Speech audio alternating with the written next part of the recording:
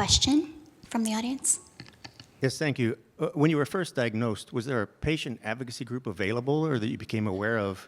And if not, how did you go about seeking that kind of guidance or help? You talking to me? To- I don't know. He's talking to both of you, I would assume. Chris, both? other one. You can go ahead. Go ahead. I didn't find out about NAFCure at diagnosis.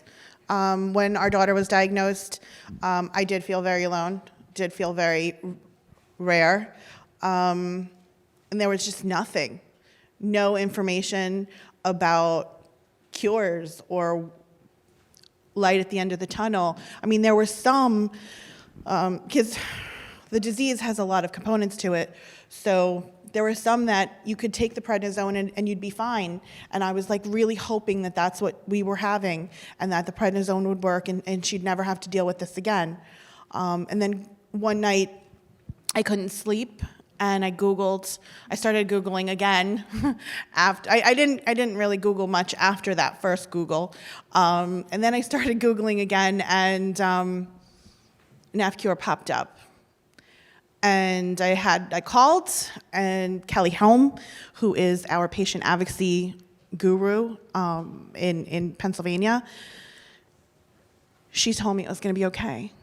And I said, there's no urgency here. They don't know anything. She's like, well, let's see if we can get you a better doctor. And not that the doctor was bad, just there was no urgency. And that's how we found NYU and Dr. Trackman. And I became super involved with NAFCure, and we're 20 years old this year. I go to Albany. I go to Washington.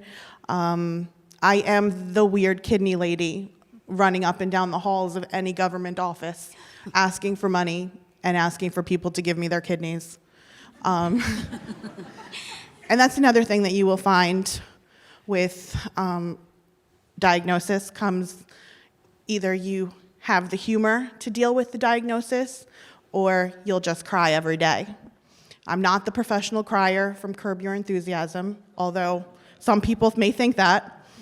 So I choose humor. Thank you. Ashlyn, anything you want to add? Yeah, so when my brother got a heart transplant, he was 22 and I was 2 at the time, and my parents just thought he had heart failure. And we were in Texas, and so we were from Corpus, and they went up to Houston. He lived in Houston, had his transplant there. And then by the time we all moved up to Colorado, my mom started having heart issues, and they were like, well, this is weird. Like, he has she hadn't had it till she was about 40. And so she started seeing a doctor at the University of Colorado hospital who, from a doctor in Houston, got connected with the research Dr. Taylor, which is the team that found the disease, what Danon's disease actually is. And so as a family, once they found out, oh, this is what your brother had, we should test the rest of your family. And then that's when we all kind of, one by one, got tested and have a team there of doctors who are great. And like she said, it's you have 2 choices when you're diagnosed with something. You can either laugh about it or cry about it. When I got diagnosed, I kind of blocked it out as like a teenager. But then when I started, almost dying, I was like, oh, I actually have something wrong with me. I should take care of this and take care of myself and do what I can. And so that's what it looks like. Well, I want to thank you both for sharing your stories. Thank you so much. Thank you. Thank you.